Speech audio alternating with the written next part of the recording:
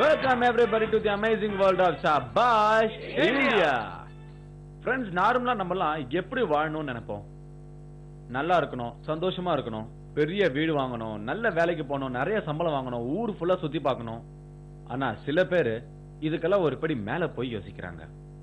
அவங்களுக்கு பேர் தேவையில்லை, புகழ் தேவையில்லை, பணம் தேவையில்லை, வீடும் தேவையில்லை. அவங்க வாழ்றது பாத்தீங்கன்னா ஒரே ஒரு விஷயத்துக்காக மட்டும்தான். அது என்னன்னா வாயில்லா ஜீவன்களை பாத்துக்கிறது. நம்ம அது சம்பந்தமான ஒருத்தரை பார்க்கலாம். இவங்க வாழ்க்கையில கிட்டத்தட்ட 40 வருஷத்தை இந்த வாயில்லா ஜீவன்களை பாத்துக்கிறதுல அர்ப்பணிச்சிருக்காங்க. தான் வாழ்நாள் முழுக்க இப்படியே இருக்கணும்னு ஆசைப்படுறாங்க.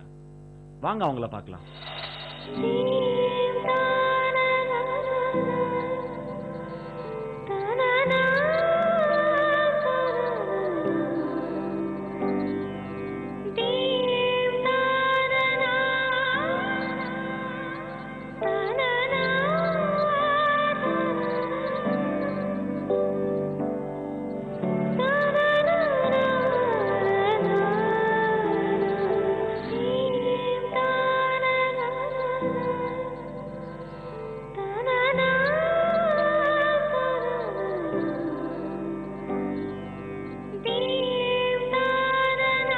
நம்ம ஊர்ல இருக்கிற சின்ன சின்ன தெருக்கள்ல கூட குறைஞ்சது ஒரு 10 நாய் இல்ல 15 நாயை பாக்குறோம். நமக்கு அது உதவி செய்யுது, நம்ம அதை கொஞ்சம் எல்லாம் சரி. ஆனா அதுக்கு சாப்பாடு யார் போடுவா?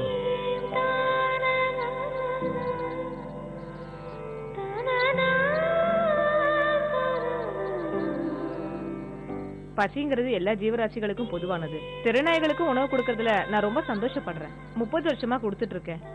நானே நேரடியா போவேன், அதுங்களுக்கு ட்ரீட்மெண்ட் கூட கொடுப்பேன். எப்பவுமே என்னோட கேரி பேக்ல மெடிசின்ஸ் இருக்கும்.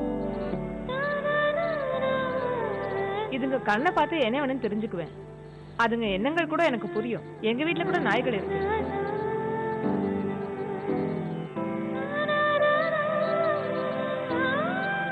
இதனால எனக்கு, நாய்களுக்கு, கடவுள் கூட சந்தோஷம்.